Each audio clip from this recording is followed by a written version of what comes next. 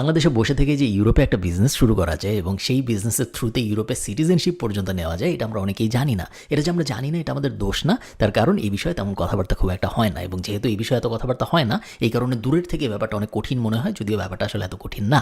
আমার সবসময় মনে হয় যে আপনি যদি একটা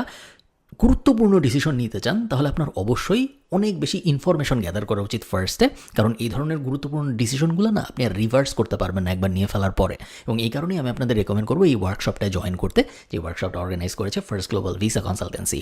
আপনি যদি এই ওয়ার্কশপটা জয়েন করেন তাহলে আপনি একবারে এর থেকে জেড পর্যন্ত কিভাবে আপনি বিদেশে নিজের বিজনেস সেট আপ করবেন এবং সেই বিজনেস সেট আপের থ্রুতে সিটিজেনশিপ পর্যন্ত যাবেন, কত টাকা লাগে, কে করতে পারে কে করতে পারে না, কার জন্য ভালো কার জন্য ভালো না, আপনার মাথার মধ্যে যাবতীয় যত প্রশ্ন আছে সব প্রশ্নের উত্তর আপনি এই ওয়ার্কশপটার ভিতরে পেয়ে যাবেন। এবং আমি হাইলি রেকমেন্ড করবো যাদের মনের মধ্যে এই ধরনের প্ল্যান আছে যে হ্যাঁ আমি বিদেশে সেটেল করতে চাই, আমি ইউরোপে সেটেল করতে চাই, বাট আমি স্টাডির পাথ দিয়ে যাব না, আমি আরেকটা ব্যাচেলর করবো না, আমি আরেকটা মাস্টার্স করবো না,